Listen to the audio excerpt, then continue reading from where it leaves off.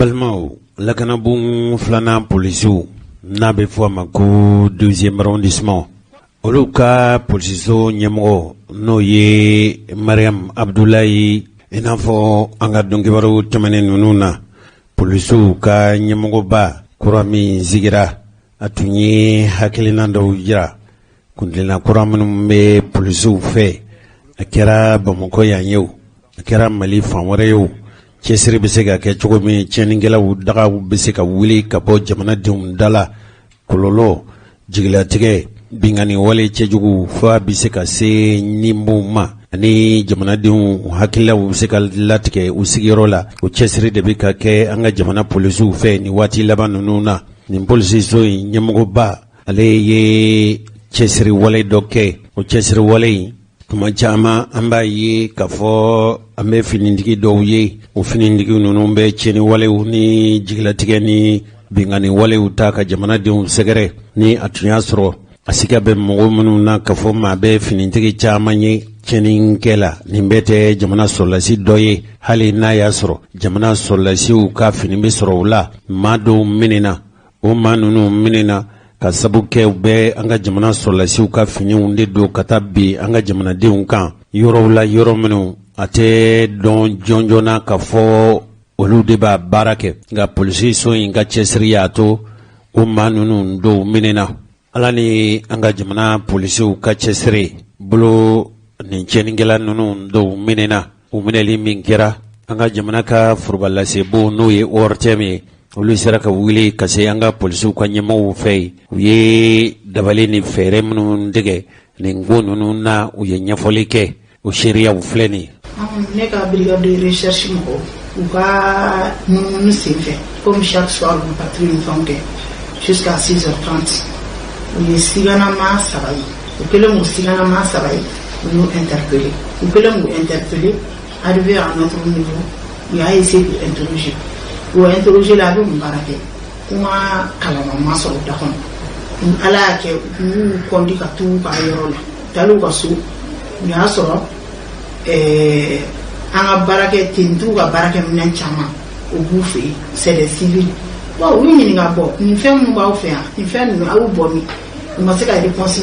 fɛn d'an ma tentigi dɔ b'aw fɛ yan u ma se ka réponse d'an ma o fɛnɛ kan tentigi mago bɛ jɔ fɛn o fɛn na pour que i k'i habiller a ka dɔn k'i ye tentigi ye o bɛɛ b'u bolo ne ka mɔgɔw ko vraiment ko ça c'est pas bon ko ninnu kɔrɔ ye mun ye sisan aw bɛ mun baara kɛ ni nin ye c'est pour que ka population ka vigilance tromper k'aw ye tentigi ye population b'a fɔ tentigiw bɛ mɔgɔ baara kɛ zone ye tentigiw de alors que civil dɔw de bɛ an ka fɛnw ɲini k'o don k'u yɛrɛ kɛ tentigiw ye o de y'a kɛ an y'u interpeller an b'u bila ka taa procureur ka bolo kan. Ne bɛ welewelekan di jamana kɔnɔdenw ma ne bɛ jamana kɔnɔdenw fo halisa u ka dɛmɛ la forces armées de sécurité olu ka dɛmɛ de y'a kɛ éclat fɛn fɛn bɛ ka kɛ sa résultat fɛn fɛn bɛ ka sɔrɔ ni population min ma forces armées dɛmɛ a tɛ kɛ o. An balimaw nin tun ye an balimamuso ye n'ale ye commissaire principal de police lakanabon filanan polisi minnu bɛ anw fɛ Bamakɔ yan Mariam Abdoulaye Doumbouya ye ko ale ye ɲɛlɛnni ye a k'i cɛsiri ale bi.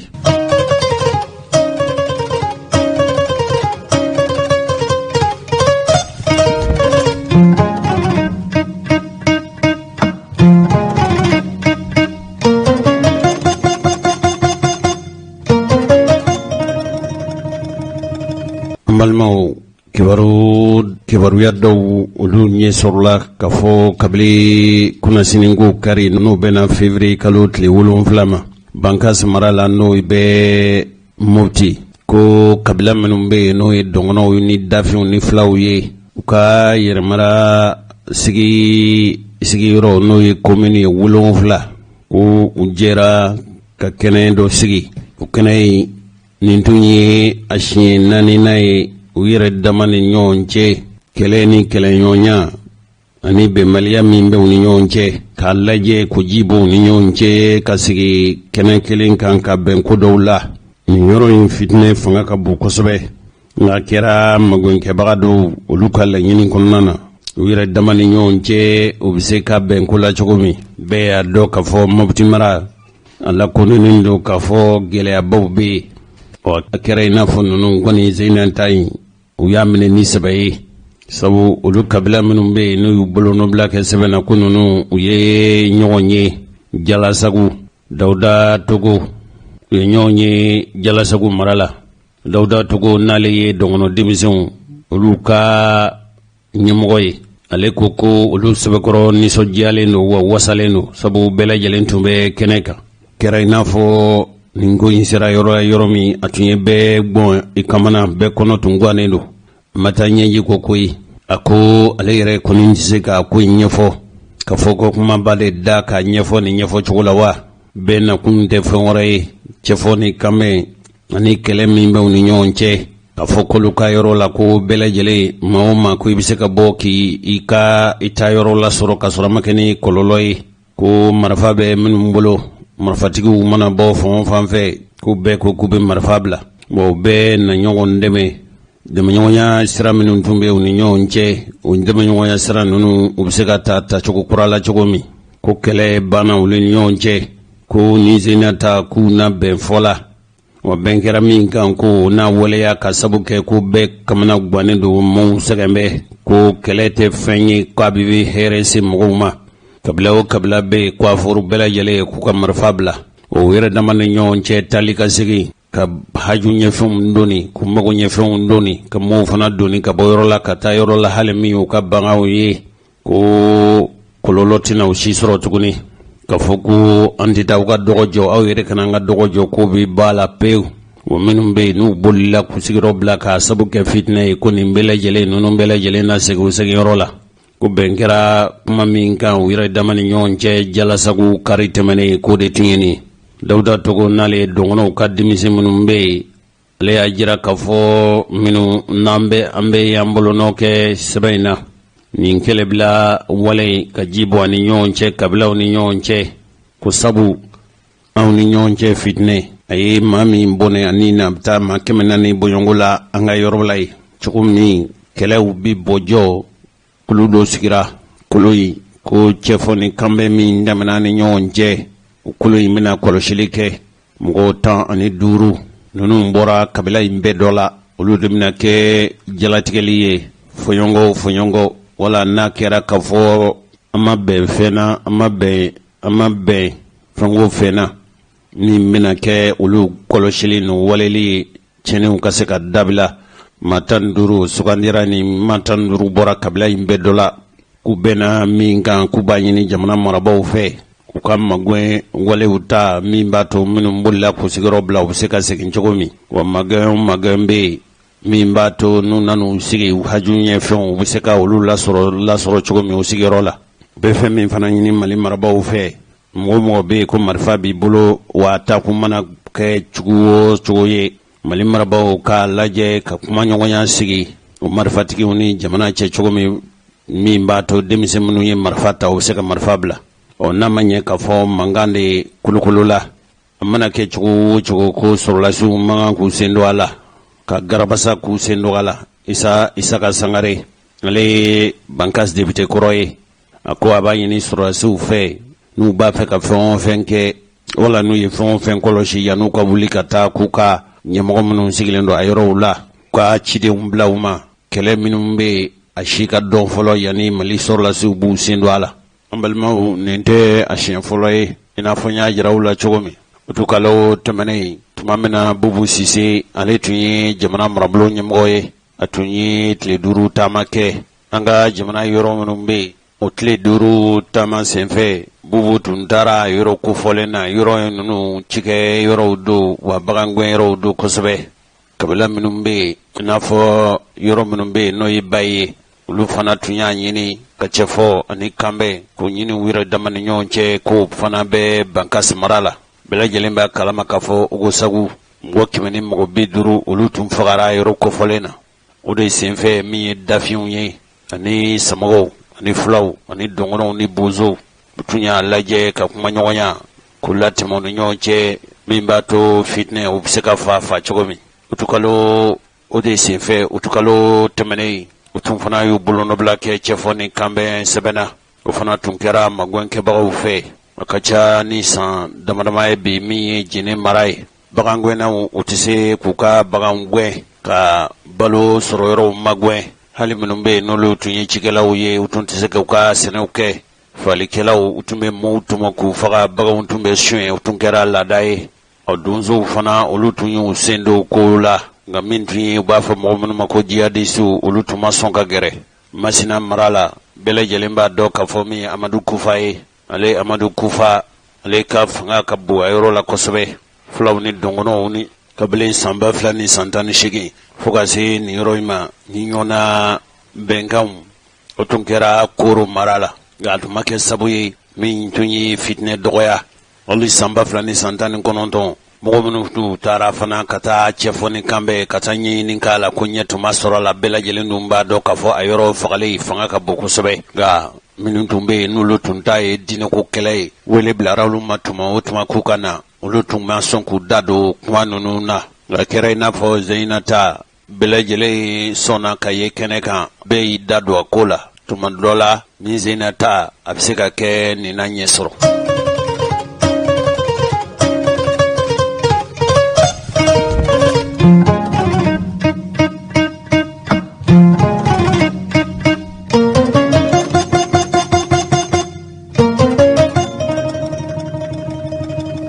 Balimaw aw b'a dɔn k'a fɔ jamana lekɔli karamɔgɔw sugu 2 fo sugu 3 don dɔw bɛ yen olu ye jamana yɛrɛ ye lekɔli karamɔgɔ minnu ta o lekɔli karamɔgɔw olu b'i sara i n'a fɔ jamana baarakɛla tɔw bɛ sara cogo min nka lekɔli karamɔgɔ dɔw bɛ yen a bɛ fɔ olu ma ko enseignant fonctionnaire de collectivité territoriale o ye an ka jamana sigidaw olu fana bɛ lekɔli karamɔgɔ dɔw ta kabili ntɛnɛn tɛmɛnen février kalo tile 8 olu ye baara boloda olu ye baara bila boloda u ko olu tɛna baara ta f'u ka sarawarew o saraware minnu bɛ n'u bɛɛ lajɛlen ma sara k'u tɛna baara bila kɛ ka sɔrɔ lekɔli so dayɛlɛli a tɛ tɛmɛ dɔgɔfurancɛ 3 kan fɔlɔ lekɔli karamɔgɔ ninnu ka murutili nin kɛra fɛn ye fɛn min a ye lekɔliden mansaw a y'u fitinɛ bi kosɛbɛ k'u kamana guwa olu yɛrɛw kɔni fɛ yala jamana marabaw b'a to u sɔnna ni lekɔli karamɔgɔw ka murutili wale kura ka boloda nin baarabila min kɛra olu yɛrɛ kɔni fɛ k'u ka lekɔli karamɔgɔw ko janvier kalo sarawari k'u ma di olu ma u yɛrɛ ka sɔrɔna don tɔn ɲɛmɔgɔ minnu bɛ yen minnu farala ɲɔgɔn kan kabila octobre kalo tile 15 tɛmɛ san 2000 ni san 16 u ko olu tɛna fiyewu olu tɛna taa kalansow la ko fɔ u ka sarawariw ka d'u ma wa u yɛrɛ fɛ u ka sarawari a dibaliya jɛntigɛ n'a ye wa k'u mɛnna senna u ka ɲɛmɔgɔw fɛ u ka baarabila in kɔni bɛ to senna fo bɛɛ lajɛlen u ka sarawariw mana d'u ma tuma min u yɛrɛw tun ka kuma na ni hali sisan n'olu ka sarawariw d'u ma k'u baara nata takura ye nka ni sarawariw ma sara o tuma olu tɛna baara ta fiyewu ka sɔrɔ Bamakɔ yan i n'a fɔ Mali yɛrɛ maradugu tɔw la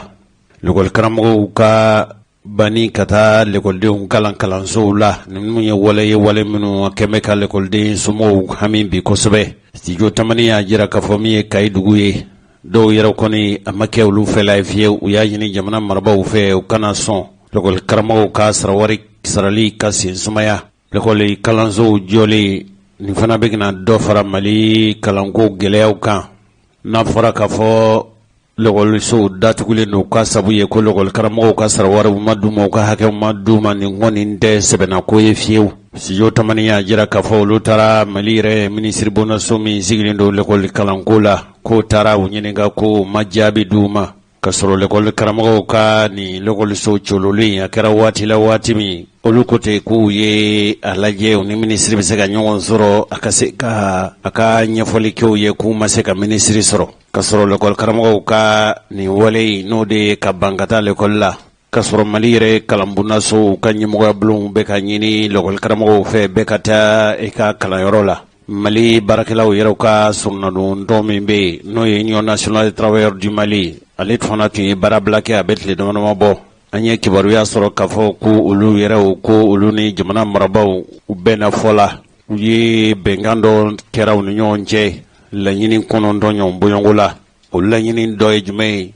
o ye k'a fɔ ka denmisɛnnin ba 23 denmisɛnnin ba 23 ni 700 ni denmisɛnnin 28 olu ka ta dɔ ka se ka fara baarakɛlaw ka sarawarew kan yala lekɔli karamɔgɔ ninnu ka lekɔli bila kundun ye jumɛn ye an kɔni ma se ka mɔgɔ sɔrɔ k'o ɲininka nka u ka ɲɛmɔgɔ dɔ Liberté TV olu sera k'o sɔrɔ nka furanjɛ in kumakan minnu tɛmɛna u ni ɲɔgɔn cɛ a kɛra nansarakan de la. Vous savez, aw b'a kalama k'a fɔ nous sommes au 8 aujourd'hui. an bɛ kalo tile 8 de la bi. C'est l'ensemble du district de Bamakɔ fantan naani bɛɛ lajɛlen fɛ. Du district de Bamako,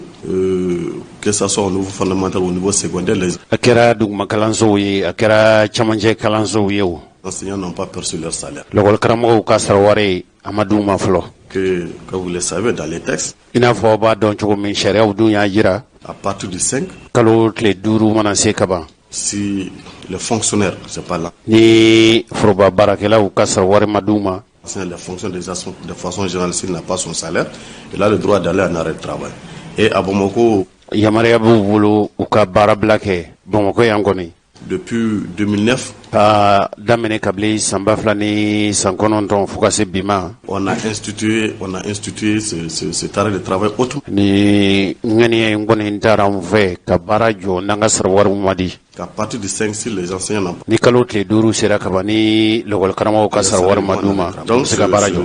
cet arrêt de travail bi baara bila in kɔni est vraiment consécutif au fait a ta ma ta foyi la fo ka sabu kɛ que les services techniques dabali ni fɛɛrɛ bɛ tigɛ minnu fɛ ka l'école karamɔgɔw ka sarawari kow ɲɛnabɔ qui sont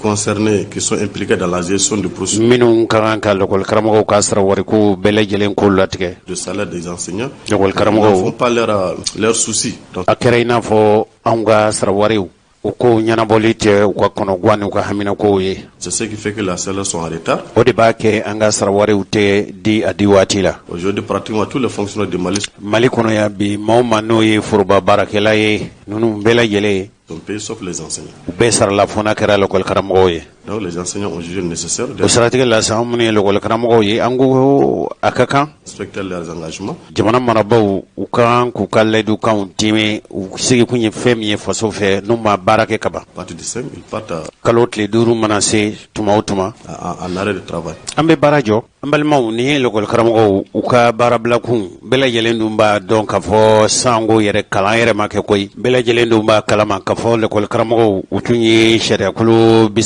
39 min n'u tun y'a kofɔ kabili Ibrahim Bokar Keita bɛ fanga na fo ka se nin waati ma a kɛlɛ tun bɛ sen na aw ye lamɛnli min kɛ sisan bɛɛ bɛ n'a kan l'école karamɔgɔw kɔni ko ko ninnu ka sarawari ma di olu tɛ kalan ta fiyewu o ɲininkali min kɛra yala nin y'a siɲɛ fɔlɔ ye wa an ka u ka ɲɛmɔgɔw ka kumakanw lamɛn Ce n'est pas la première fois, sauf que cette fois-ci, nin tɛ a siɲɛ fɔlɔ ye fo n'a kɛra zeyinata in kɔni c'est l'ensemble des ordres d'enseignement qui sont là. kalan bulonda kalan bundaso l'école karamɔgɔw bɛɛ lajɛlen de kɛnbɛ Que ce soit le fondamental, que ce soit duguma kalansow fara camancɛ kalansow kan le secondaire a tout le temps été en arrêt de travail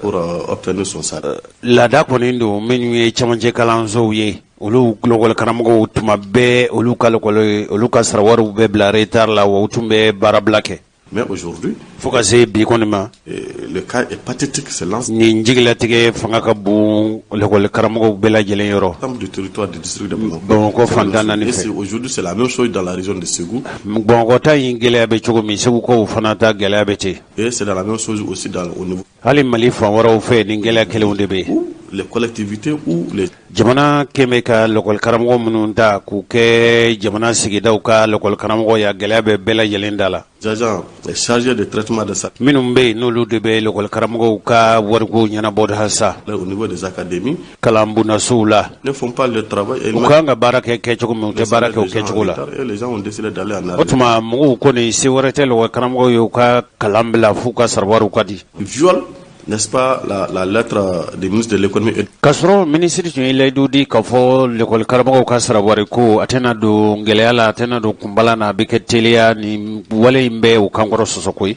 des finances qui donne des délais de hali ministre min sigilen don jamana nafoloko la o fana bɛ dɔgɔdali kɛ ka fɔ l'école karamɔgɔw ka sarawari man ka bila kɔfɛ fiyewu traitement à chaque agent. baara o baara ni baarakɛla o baarakɛla bɛ yen n'o kan ka l'école karamɔgɔw ka sarawari ko ɲɛnabɔ a ɲininiw fɛ u k'u senna teliya o baara de tɛ sabati Est concerné par ce traitement de telle sorte que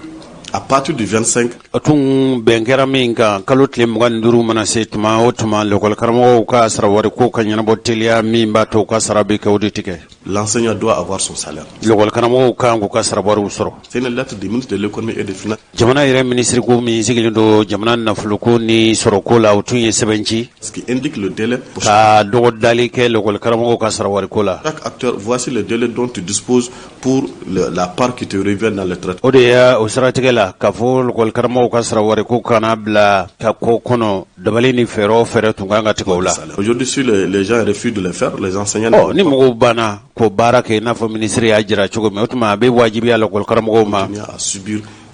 continuent à subir ces actions. nin damatɛmɛ wale ninnu kɔni n'a jigilatigɛ bɛ l'école karamɔgɔw sɔrɔ u tɛna sigi tuguni k'u bolo fila dalen to u sen kan Et nous l'avons dit au ministre de l'économie, an yɛrɛ y'a fɔ sɔrɔ ani nafoloko minisiri ye au koyi ministre de l'éducation nationale, le jour où on l'a rencontré. hali l'école karamɔgɔw ka minisiri an y'a ɲɛfɔ a ye Si jamais ils ne prennent pas de dispositions, n'u ma fɛɛrɛ gwɛlɛngwɛlɛnw ni fɛɛrɛ telenw kɔni tigɛ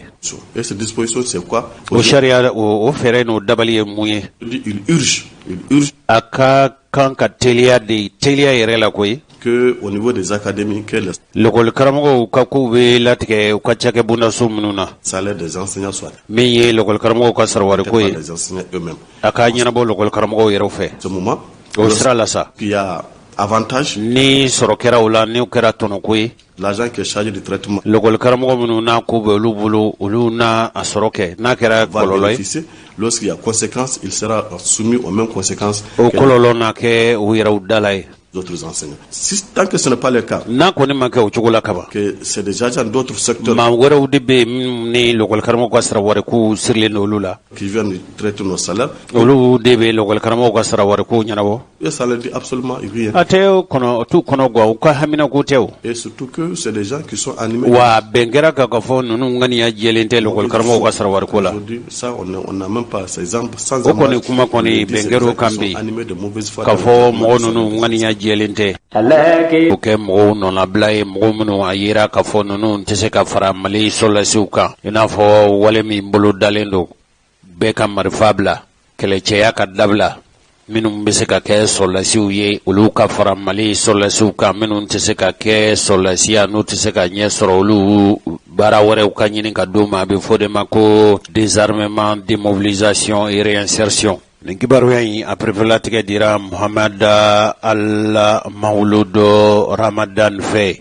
ale ye coordination des mouvements de l'azawad n'o ye bamanci kɛlɛbolo kɔrɔ ye emela n'u jɛɲɔgɔnw ye olu ka dantigɛlikɛla dɔ ye a y'a jira k'a fɔ ko ninnu u lajɛra dɔgɔtɔrɔw fɛ koyi n'u bɛ se ka sɔrɔlasiya kɛ u yɛrɛ u lajɛra k'u fɛsɛfɛsɛ ninnu caman bɛ yen olu dɔw bɔra kidal dɔw bɔra tunuktu dɔw yɛrɛw bɔra gawo an balimaw ɲɛmɔgɔya bon min sigilen don kɛlɛcɛ minnu bɛ n'olu marifa b'olu bolo jamana kɔrɔn fɛ u bɛ se ka marifa bila cogo min kɛlɛcɛdenya bɛ se ka bila u fɛ cogo min minnu bɛ yen n'olu bɛ se ka kɛ sɔrɔlasi ye u ka kɛ sɔrɔlasi ye ko ɲɛmɔgɔ min bɛ anw fɛ mali kɔnɔ yan n'o ye zahabi oldo sidi mohamɛdi ye ale fana ko nin kuma ye tiɲɛ ye ko maa minnu n'olu kan ka taa a bɛ taa maa 400 ani maa 48 nin bɛɛ ye kɛlɛcɛkɔrɔw ye o mɔgɔw la musow yɛrɛw b'a la kulu fɔlɔ k'olu nana bamakɔ février kalo tɛmɛnen min ye kulu filanan ye k'olu nana février kalo tile 3 tɛmɛnen minisiri zahabi ye nin fɔ cogo la tan ko nin kɛlɛcɛ ta ɲɔgɔn bɔyɔngo ninnu fana kan ka na don nata ninnu na ninnu bɛɛ lajɛlen bɛna kɛ mali kɛlɛcɛw de u bɛna labɛn k'u lami k'u kɛ mali kɛlɛcɛw ye i n'a fɔ bɛnkan minnu tɛmɛna cɛfɔni kan bɛ tɛmɛnen kɔfɛ k'a fɔ nin kɛlɛbolo ninnu bɛɛ lajɛlen ka mɔɔw na ta u na fara mali sɔrɔlasiw kan o ko ninnu na ta sɔrɔdasiya dege kɛ segu ani kulukoro n'u ye sɔrɔdasiya dege kɛ ka tila waati min u na kɛ mali kɛlɛcɛ dɔw ye zabi ale ye nin ɲɛfɔ cogo la an ye kibaru perepere tigɛlen dɔw sɔrɔ k'a fɔ Kidal kɛlɛcɛw olu donna ka taa Gao de ko MINUSMA ka pankolon dɔ y'u donni ka taa Gao o minnu taara Tombouctou olu fana nana Gao fɛ olu fana donnina diɲɛ jamana yɛrɛma hɔrɔnw ka kɛlɛcɛw fɛ ka na n'u ye Bamakɔ yan ko Mali ka pankolonso min bɛ yen n'a bɛ fɔ ma ko Sky Mali o de y'u donni fo ka se nin don ma solasi kɛlɛcɛ hakɛ min n'olu farala Mali solasiw kan a bɛ taa 1313 ɲɔgɔn bɔɲɔgɔnla ninnu bɛɛ lajɛlen u taara de k'u dege u bɛ se ka kɛ Mali solasiw dɔ ye dɔ cogo min kibaruya in an ye nin sama ka bɔ kunnafoni labɛn ani kunnafoni fasilasi bonnaso min na a bɛ fɔ ale ma ko studio Tamani.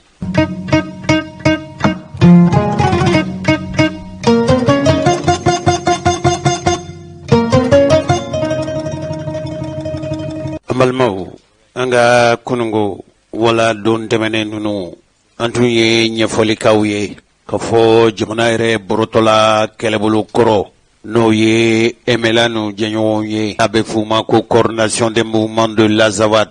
olu tun ye u kanbɔ dɔgɔfurancɛ tɛmɛnen ka jira k'a fɔ k'olu bɛna furancɛ dɔ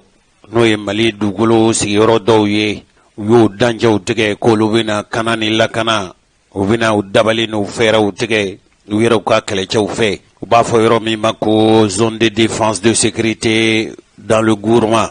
k'olu bɛna kɛnɛ sigi o kɛnɛ in a bɛ Mali an faso Mali dugukolo de kan olu bɛna u dancɛw tigɛ olu bɛna lakana boli lakana dabali ni fɛɛrɛ minnu kan ka tigɛ olu yɛrɛw de bɛna o tigɛ wa o yɔrɔ lakana bɛna siri olu la nin ye ko ye ko min a bɛna kɛ gɛlɛyaba ye min ye jamana marabaw olu fana y'u kanbɔ juma tɛmɛnen Mali ministre bondaso min sigilen don an ka jamana kɔkan kibaruyaw fɛn fɛn ye jamana kɔkan ko ye o ministre bondaso ko ɲɛnabɔli ministre bondaso ani Mali ni diɲɛ jamana ni diɲɛ fan wɛrɛw ni ɲɔgɔn cɛ walew ani o kɛta n'o fɔtaw sabatili o fana ye dantigɛli kɛ u ko olu ma jɛ ni MLA jɛɲɔgɔnw u ka nin kɛnɛ in sigili ko kuma ye ka fɔ ko Mali fa dugukolo kan olu bɛna dancɛ furancɛ dɔ tigɛ furancɛ min bɛna kɛ lakana ni kana dabali a n'a fɛɛrɛ bɛna tigɛ olu fɛ Mali marabaw ko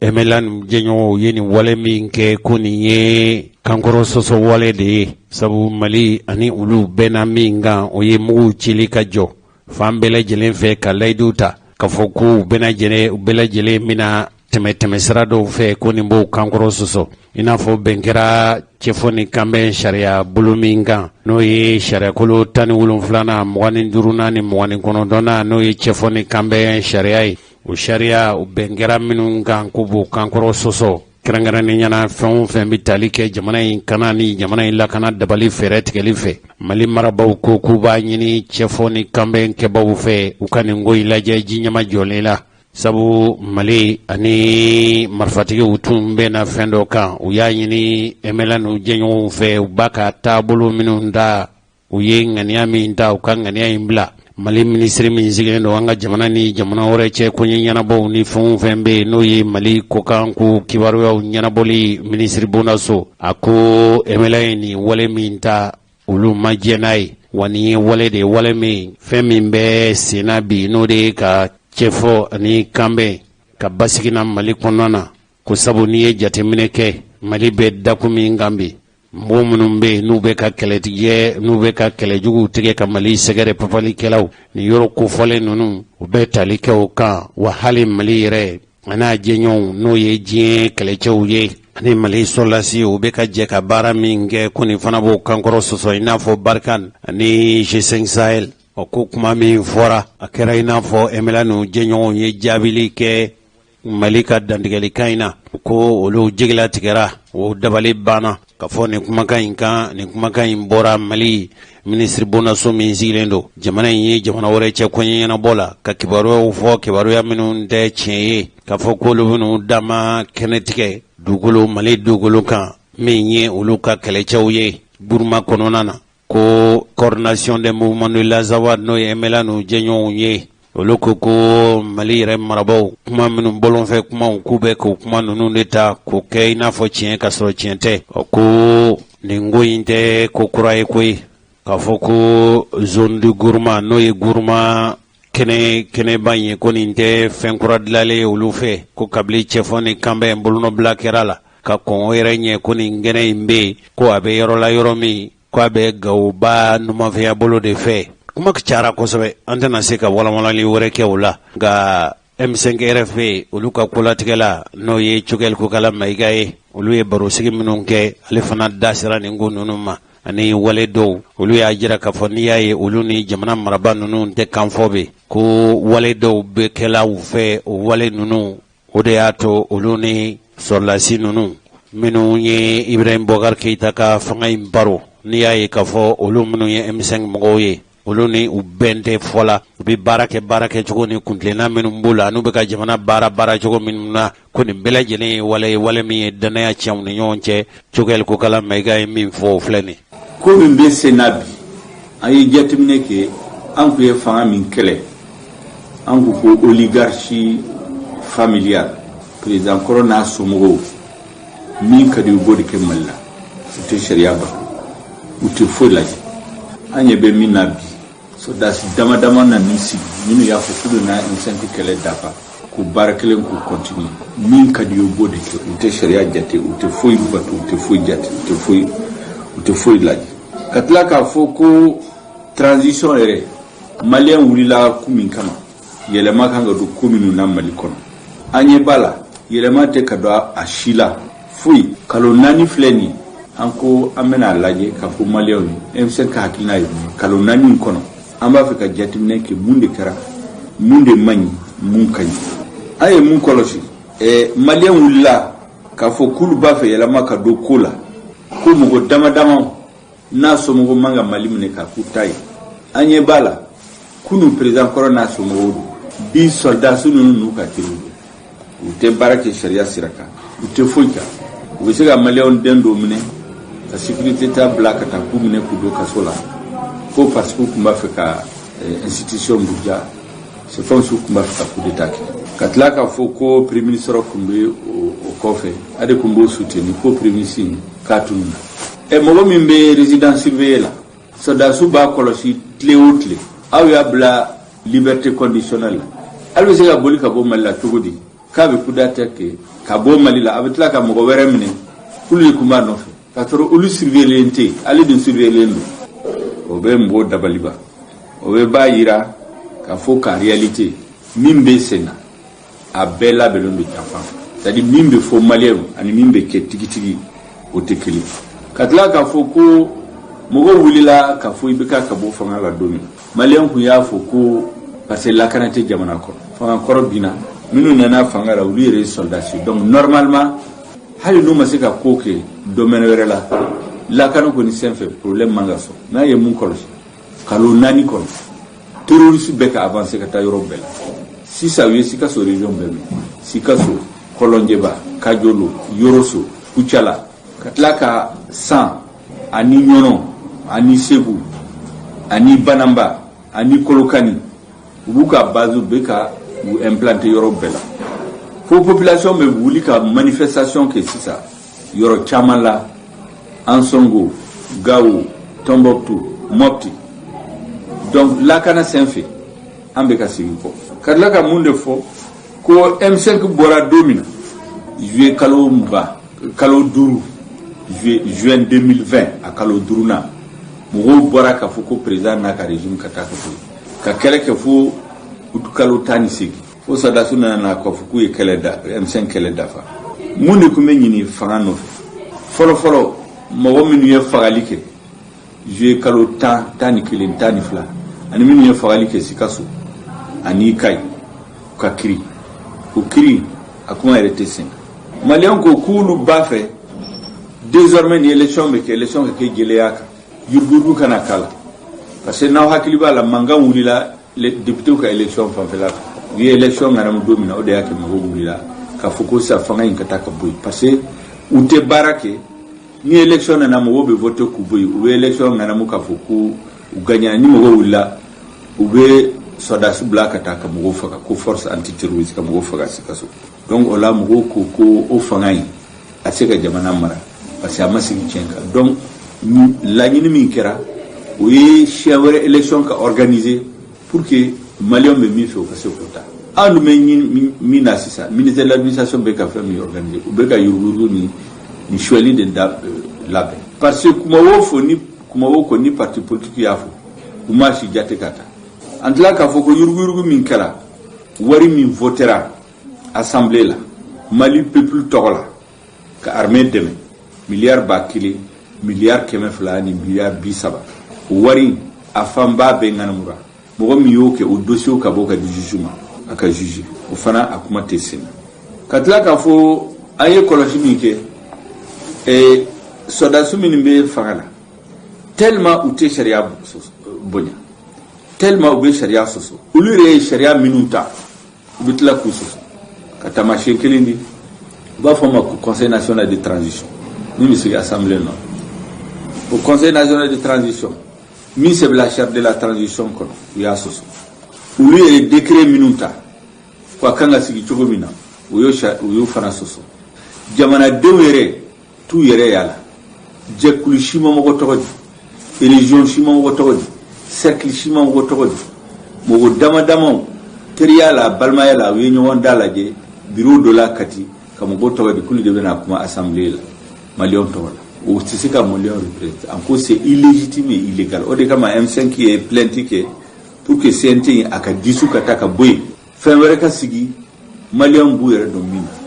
Katla kafo kuma were be mi ya fu Maliens murtira ibekabu. Accord d'Alger ka walia a waliali u kumba ke tugomina Maliens na ye kube ka jamana tlali de labe. Ye M5 militaire animalion hakilisi kodo avec sans tombo du 17 au 24 janvier 2012. Mogo minnu b'a fɛ ka Mali tila MNLA mogo olu taara Mali soldats faga soldats ye kɛlɛ kɛ dɔgɔkun kelen f'u ka kɛlɛminɛnw banna balu banna u taara u minɛ kelen kelen k'u bɛɛ faga Burdabe ni arabu minnu b'u cɛ u y'u kantigi n'a fɔ saga k'u kɔnɔ fara ka dimi don n'u somɔgɔw la pourquoi olu bɛ Mali fɛ 25 janvier 2012 u ye Soudan a ye lamɛn 24 janvier 25 janvier 2012 au anniversaire don 25 janvier 2020 sans qu'on en confie et soldats minnu ye fanga ta k'u ka gouvernement sigi parce que fanga bɛ olu de bolo sisan gouvernement ye otage de don an b'a dɔn gouvernement ni président ni premier ministre a bɛɛ otage de donc soldats min ka di u b'o de kɛ u ye ministre 5 de bila ka taa k'u bɛ taa olu ni sema mɔgɔw ka kuma rebelles ɲɛmɔgɔw u ka kuma k'u bɛ tile 2 kɛ yan kuma ɲɔgɔnya ka ɲɔgɔn faamu ka baaraw kɛ parce que olu bɛnnen don sisan f'u y'u mɔgɔ damadamaw don gouvernement la ka dɔw yɛrɛ don CNT k'a sɔrɔ u ye M5 bila kɛrɛfɛ u taara k'u bɛ tile 2 kɛ a laban a kɛra l'heure 2 u y'u lamalo u digiru la f'u seginna ka na u m'a fɔ mɔgɔ si ka sɔrɔ u t'a to mankan fɔra radio ni télévision la k'u bɛ taa k'u filmer u nalen mais a laban u seginna u m'a fɔ mɔgɔ si parce que u y'u dɔgɔya u y'u lamalo mais min ka jugu n'a bɛɛ ye soldats CNSP ɲɛmɔgɔw do bɛ o délégation la ministre de la réconciliation ana ni jɔ ani sema soldats do ye o sema soldats Azawa drapeau de b'a kan mɔgɔ minnu ye Maliens faga 12 o drapeau o de b'a disi kan Mali gouvernement membre jeune CNSP membre a taari photographie n'o ye kita ko Mali drapeau tɛ wuli Mali drapeau ma wuli f'u seginna ka na ko o ye malo dan ye maloya dan ye mais min ka jugu n'a bɛɛ ye o don bɛɛ le 25 janvier sema ye réunion dɔ kɛ o réunion fanfɛla fɛ u ye décision min ta k'u bɛna zone militaire de sigi Gao région la dans le Gouma et les Hausa o zone militaire ye mun ye ko olu de bɛna sigi ka yɔrɔ mara ka sécurité nati comme si ni l'armée tɛ yen o kɔrɔ ye mun ye ko Mali l'armée tɛ yen a ye mun kɔlɔsi o provocation ka zone militaire no k'u ɲɛmɔgɔw yɛrɛ t'u tɔgɔ di o ɲɛmɔgɔw nana mun ye ja u sigilen bɛ CNT kɔnɔ u donna CNT kɔnɔ cogo min an dun y'a mɛn ko sema ni gouvernement ma bɛn ko la u ma bɛn ko la sema b'o de fɔ mais nana mun jate ministre sababu bolo gouvernement la u ka mɔgɔ caman bɛ CNT la o tuma n'u bɛnnen tɛ yen o bɛ se ka kɛ cogo di donc a y'a faamu o ye kumaw ye ka Maliens tromper u bɛɛ bɛn la u ni soldats ninnu Mali contre la u b'a fɔ k'u kɛlɛla k'u tɛ ɲɔgɔn faamu ka sɔrɔ k'a mɔgɔw bɛ ko donc o don a ye min faamu olu ni mɔgɔ minnu t'a fɛ Mali drapeau ka wuli kida mɔgɔ minnu ko k'u bɛ base sigi dans le Gouma i n'a fɔ u bolo bɛ ɲɔgɔn bolo munna gouvernement ma kuma soldats ma kuma communauté internationale MINUSMA ni o ni mɔgɔw a si ma kuma Maliens bɛ se k'a faamu ko bɛnbɛnbɛn dɔ bɛ yen complot de bɛ sirilen bɛ Mali kan soldats ninnu ani sema ni communauté internationale bolo parce que u ma wuli k'a fɔ k'olu ma sɔn a ma donc an ko ko ane fond do fu ko hakili ko do janvier kalo bisaba 2020 le 30 janvier 2020 gouvernement est décret d'ota au décret 034 PRM du 30 janvier 2020 oye mon fo ko zone militaire do besigi ko opération militaire do besigi atowe maliko ko de bena yoro lakana kabo menaka kana Kidal kana Gao kana Tombouctou kana Mopti kana Ségou region kana Tawdi dubina lakana ko nyanabo atowe maliko ka commandement flasiki commandement est oye menaka Kidal Gao à base siglembe Gao commandement ouest zone ouest oye Tawdeni Mopti Ségou ani tumu o commandement be sigi sebari o sebenendo abe o sigira muna kuba fi état ka sigi sécurité kanna administration ka sigi population ka sega lafiya soro état ka sega ka autorité exercer sur l'ensemble du territoire o opération abe sena ama annulé foi makala en sigilembe sema bena fo kwale de bazu kraw sigi gawo marala gourmani hausa gouvernement te fem communauté internationale te fem mugushite kuma M5 au cas qui date. M5 ne peut pas se taire. M5 dénonce la complicité du gouvernement, son incompétence et le mutisme de la communauté internationale. Comme on faut tout dire, qu'on y est diatémineke, oué mogo minu sara 2012. Ani soda minu sara kele inofe kabo 2012 phobie. C'est comme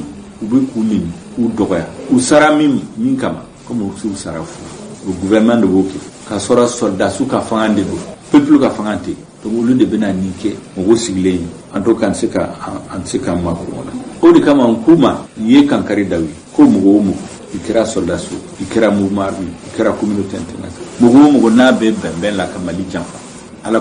alabama lo o yekele aflana peuple malien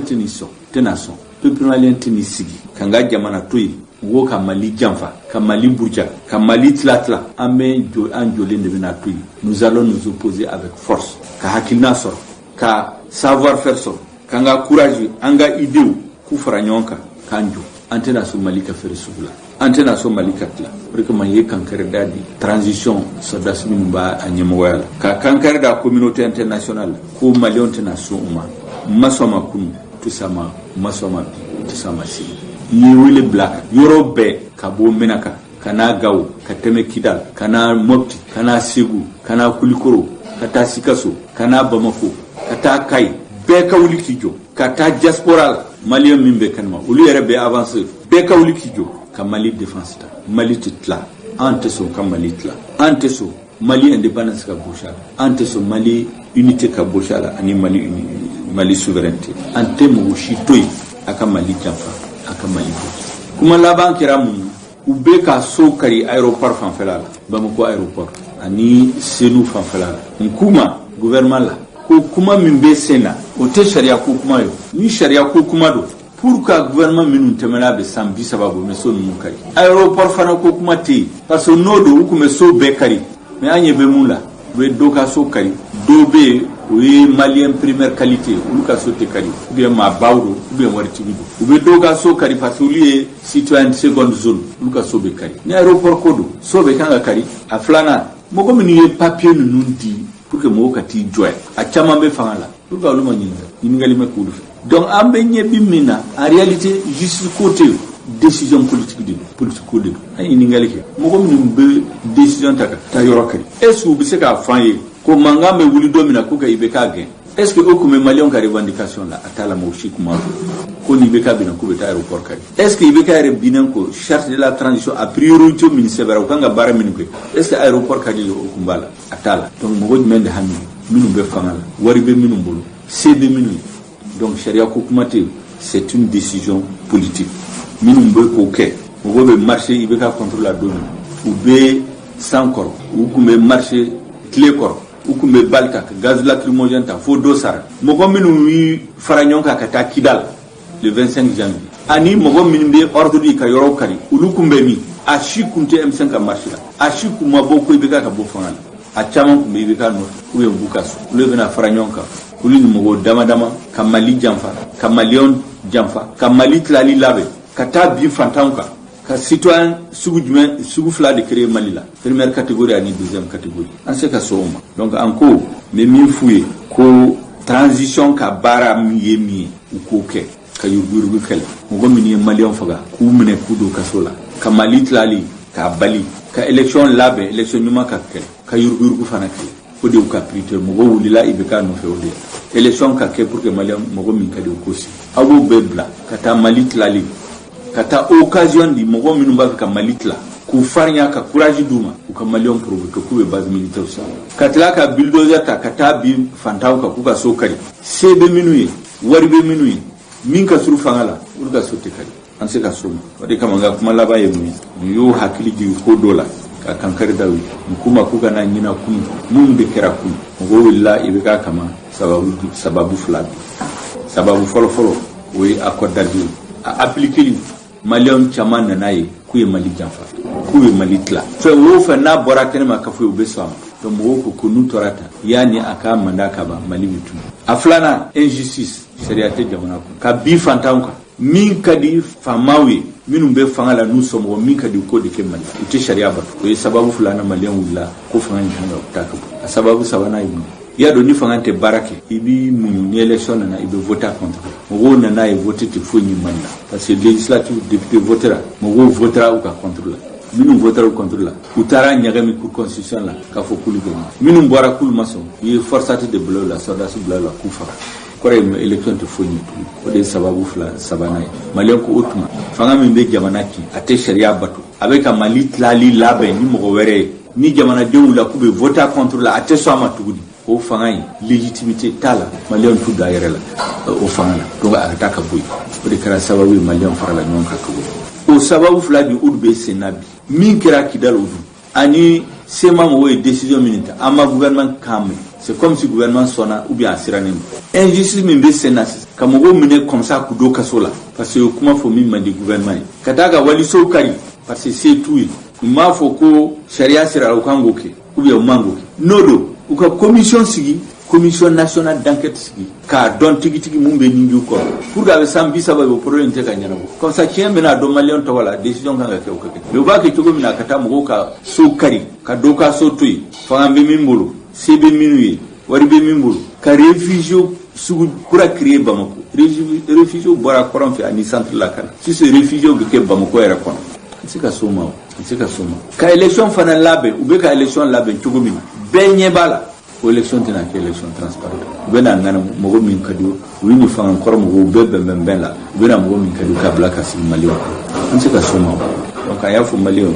ou ki labe an ko ni continuer ka fu gouvernement ko yelama du ka baraka numa yelama du ka barala abesi wati dola jagwa malion bena wuli ka fu ko defanga fi na wati sara M5 bena ci blaka ta bebe an se ka soma una na sira nyumaka khalas problème tala mais en ce cas sigi ka soro mo na mali janfa ka mali tien ka mali don la jaba ka sharia soso min ka din ko ka mali comme su ni mali sans su donc mo bon min fu ni ambalmo ni tunye M5 RFP mogoye nga jamana yi abe dakumi nga ci qurbani mogo fana be ngoni wiyere ka fo chogola kulu sigi kunye France fanga indemeli ablay kanta yala wulu ka kuludu o togo yedi ukalla yini jumay kuye baro sigi ke etumba keneka kari mi bena février kalo kle wolon flama samba fla muka ani kele akera bako jugani golfula ton yere jabala la ye ton ye severte mali ye ton ye mi manyama ye Musa Kasimu Kulubali ye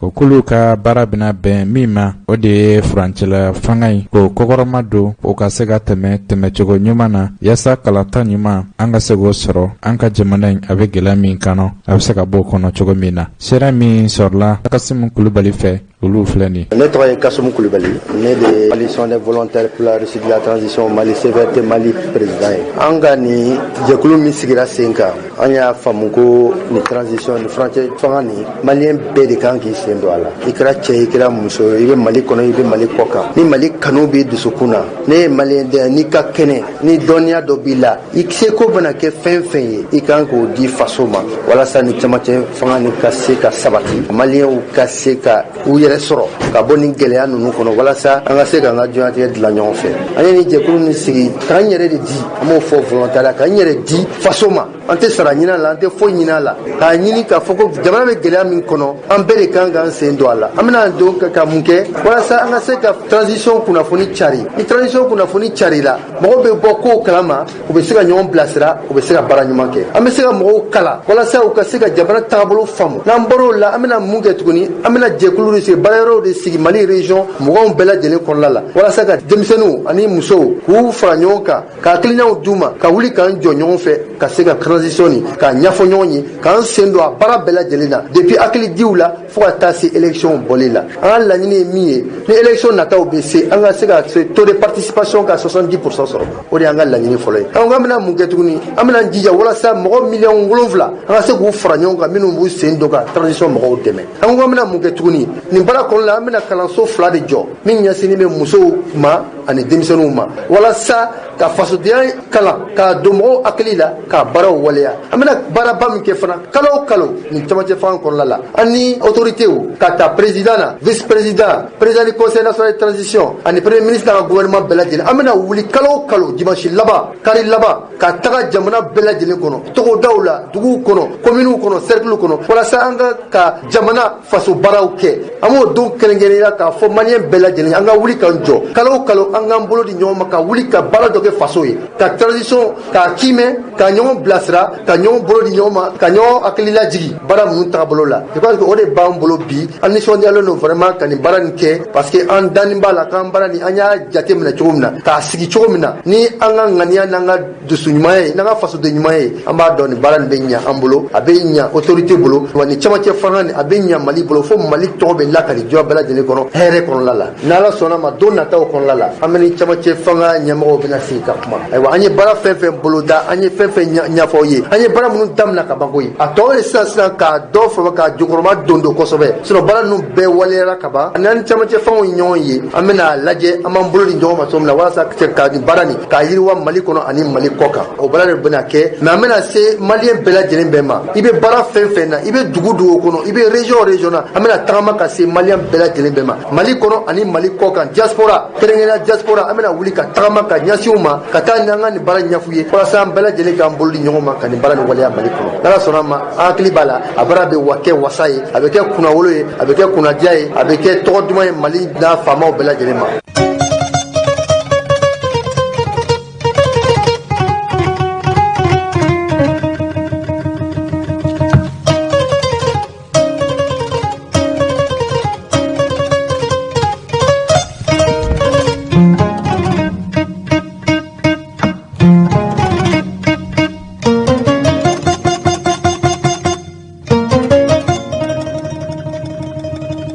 Cɛkɔrɔba ni musokɔrɔbaw aw ka mburu ko a fanga ka bon kosɛbɛ ka sabu kɛ mburu ye fɛn ye fɛn min ni najikalaw i y'a kɛ nɔnɔnaw i y'a kɛ kingelibalaw tuma dɔ la hali makɔrɔni magama ye n'i b'a fɛ ka dun ka wasa n'a ye n'i y'a ni mburu dun ɲɔgɔn fɛ a bɛ mɔgɔ fa teliya la aw b'a kalama ka fɔ dutigi ninnu na n'a y'a sɔrɔ mburu kala tun bɛ feere aw ma 50 ko mburu kala yɛlɛnna anw ka ikaw b'a fɔ de ko mburu bamakɔkaw ko buru an siɲɛkomatanw ko dipɛn a sɔngɔ yɛlɛnni min kɛra ko a yɛlɛnkun tɛ foyi ye mburu bɛ dilan ni farini min ye n'o ye alikama mugu ye ko dɔ farala o sɔngɔ kan minnu bɛ ni olu ye mburugosilaw ye kabili février kalo tile fɔlɔ tɛmɛnen o tun ye tile 2 baarabila kɛ o tile 2 baarabila in a kɛra gɛlɛyaba ye hali sɔgɔmada in na ne ye mɔgɔ ci ka fɔ k'u ka taa mburu san ko mburukala kɛra 60 ye ka sɔrɔ bɛɛ dun bɛɛ n'a kan ka fɔ Mali kɔnɔ yan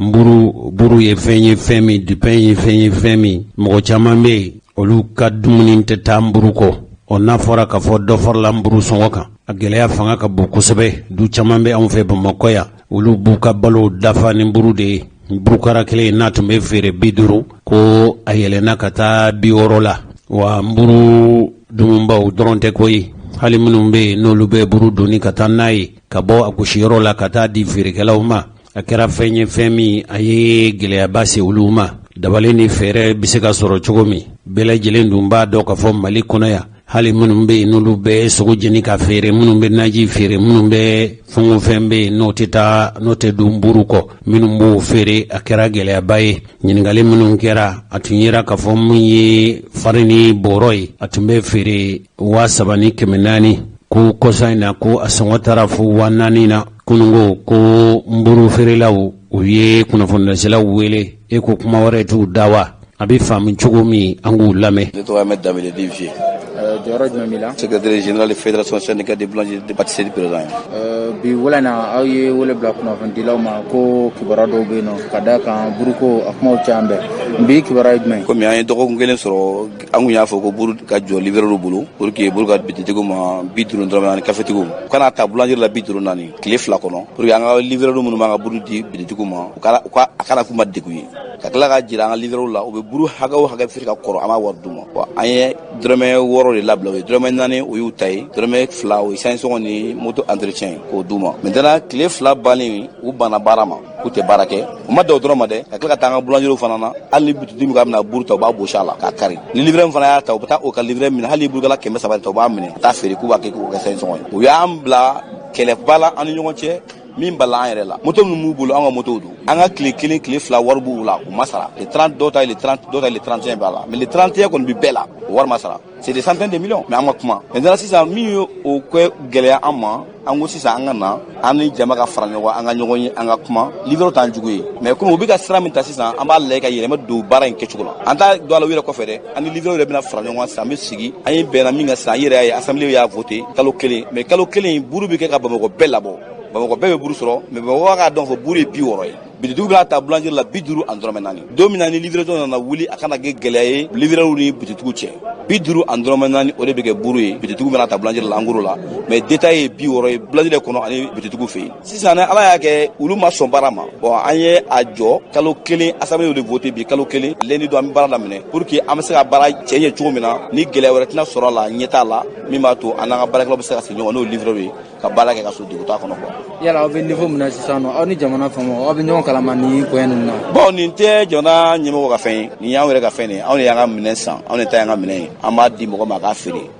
bɛnkan min b'an ni ɲɔgɔn cɛ u ka respecté jamana mɔgɔ tɛ se ka da don o la o jamana mɔgɔ bɛ kuma la yɔrɔ min na o de ye k'a fɔ komi u ka ca bon n'u ka ca ka sin k'u bolo bɔ ko la ten a bɛ se ka kɛ jamana mɔgɔ b'a k'u bɛ kuma o la mais hali n'u bɛ kuma o la n'u bɛ k'anw ka fɛn tiɲɛ an ka nafolo b'aw la aw ma wari di moto min b'a bolo aw bɛna an ka moto yɛrɛ jɔ an ɲɛfɛ k'an tɛ taa cɛ dɔ b'a ka direction kɛ sa i y'a lamɛn o cɛ ka ba ka moto kɔnɔ ka moto kɛ k'a yɛrɛ ka mobili gari k'a tɛ taa n'a ye yɔrɔ o fana dama tɛmɛlen don donc an bɛ min ɲini dɔrɔn an t'a fɛ ka sariya sɔsɔ mais fɛn min b'an ka baara encadré an b'o kɔni kɛ o ye mun ye ka se ka buru kɛ ka Bamakɔ bɛɛ labɔ ka tila an n'u ka sigi ka kuma an bɛ taa ni bolo kura min ye an k'o taabolo kura ta min b'a to an ka wari bɛ sécuriser olu yɛrɛ bɛ se ka sécuriser baara in kɔnɔna na cogo min na an b'a lajɛ o de la sisan. I ka kumakan laban ye min? Kumakan laban ye min ye n b'o fɔ fɔlɔfɔlɔ boulangeries de ye u ka jija État ye 300 grammes min demandé an fɛ ko buru ka kɛ o ye bɛɛ ka tɛmɛ o kan maa si kana jigin o jukɔrɔ buru ka kan ka sɔrɔ fana Bamakɔ fan 14 bɛɛ lajɛlen ani Kati a kana manqué yɔrɔ si la buru ka sɔrɔ 300 grammes na a ka tila ka sɔrɔ fan bɛɛ fɛ a kana manqué min gɛlɛya mɔgɔ ye population fana min f'u ye 60 u ka jateminɛ k'a kɔnɔna na dɔgɔkun kelen kɔnɔna na u bɛ ka buru san 60 min na n'u ka buru min san 50 bɛɛ b'a dɔn buru kilo sugu kelen tɛ o gɛlɛya de bɛ État yɛrɛ kan parce que État yɛrɛ ka fɔcogo la mɔgɔ kɛn tɛ k'a faamu k'a fɔ buru 50 in ka nɔgɔ ma ni buru 60 ka nɔgɔ ma ni buru 50 ye mɔgɔ bɛ kala 3 san n'i ye kala 2 san ka t'i ka so a b'i ka fɛn labɔ donc a y'a jateminɛ a yɛrɛ la ni mɔgɔ bɛ kala 3 san a ka kala 2 san ni mɔgɔ bɛ kala 4 san a ka kala 3 san ka taa n'a ka so k'a lajɛ i b'a sɔrɔ différence ba de bɛ yen anw bɛ perdre olu bɛ perdre maintenant an b'a fɛ sisan an bɛ ka fɛn de sɔrɔ baara in kɔnɔna na population ka buru ɲuman sɔrɔ ka dun a ka sɔrɔ ma wari caman bɔ anw fana k'an baara kɛ ka ɲɛ ka sɔrɔ an ma perdre an ka laɲini o de ye. An balimaw nin tun ye buru feerelaw olu ka tɔn bolofaraw ka hakilinaw ye nka bɛn kɛra kan yala Mali faamaw tɛ taa nburugosiyɔrɔw la wa a fɔlɔfɔlɔ ye fɛn min ye nburugosilaw bɛ nburugosila Mali kɔnɔ yan kɛrɛnkɛrɛnnenya Bamakɔ n'i donn'olu ka nburugosiyɔrɔ la a nɔgɔlen i ko fali siyɔrɔ nɔgɔw bɛ yen wa dɔw yɛrɛ y'a jira k'a fɔ nburugosilaw caman bɛ yen bɔrɔ kelen kan ka kɛ nburu hakɛ min ye yala Mali marabaw u taara ka taa nburu ninnu k'u giriya lajɛ wa a bɛ fɔ sisan nburu kelen kan giriya kan ka kɛ min ye yala o ɲɛdɔnnen don wa Mali dilanli fɛn nɔgɔn tɛ nka Mali marabaw caman bɛ yen n'i y'a bɔ Modibo Keyita la ka se Musa Tarawele ma Mali faamaw a ka dɔgɔn u la minnu bɛ jɔ u jɔyɔrɔ la i ka taa nburugosiyɔrɔ dɔw lajɛ ne yɛrɛ kɔni Jose cɛkɔrɔba ni musokɔrɔbaw nburugosiyɔrɔ kura dɔw dilanlen don sisan ni tara hamdalay a bɛ fɔ min ma avenue Cheikh Zayed ni tɛmɛna pharmacie Fatala k'i inumanbolo lajɛ mburu gosila dɔw bɛ yen ni kɔni ye olu ka mburu san a saniyalen don a feere yɔrɔw saniyalen don nka m'a fɔ k'a fɔ Bamakɔ mburu gosiyɔrɔ bɛɛ ka nɔgɔ koyi m'a fɔ k'a fɔ k'a caman ye tiɲɛnikɛlaw ye nka tiɲɛnikɛlaw fanga ka b'u la kosɛbɛ Ablaye Kanta n bɛna ale bila don kibaru nata ninnu na a ka taa sɛgɛsɛgɛli kɛ yala mburu kelen n'a gosira girinya kan ka kɛ joli ye min ye farini bɔrɔ ye n'o kɛra gosifɛn ye mburu joli kan ka se ka sɔrɔ a la a bɛna ɲɛɲini ko la don kibaru nata ninnu na an bɛna sɛgɛsɛgɛli k'a la inshallah an balimaw nin bɛna dan sigi kɛ bi aw ka bi tarata don kibaru la ni ala sɔnna ma an bɛna ɲɔgɔn sɔrɔ yan sini cɛkɔrɔba ni musokɔrɔbaw ne tun y'a jira u la k'a fɔ muso cɛsabaatɔ ninnu caman bɛ yen an y'u dege juga gosi la u bɛ juga labɛn juga min bɛ labɛn ne yɛrɛ kɔni jose su fila o su fila ne bɛ den kelen san k'o dun ni mɔgɔ min bɛ k'a daminɛ den 5 ka taa den 10 ni mɔgɔ min b'a san an b'a feere u ma 250 kilo kelen hakɛ de don n'i y'a di buramusow ma cɛkɔrɔba ni musokɔrɔba n'i y'a d'a ma dɔrɔn a b'a yɛlɛ siɲɛ 1 wala siɲɛ 2 n'a kɛra yɛlɛnfɛn ye ma bɛlɛ 1 d'a la wa n'i ye jaba